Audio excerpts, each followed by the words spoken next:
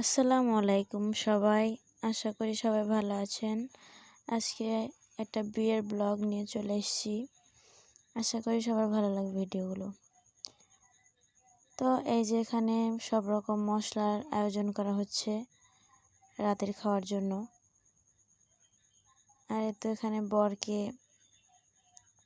মিষ্টি খাওয়ানো হচ্ছে। এটাকে আমরা বাসর বলি বা থুবড়া বলি। কে কোথায় কি বলেন জানাবেন।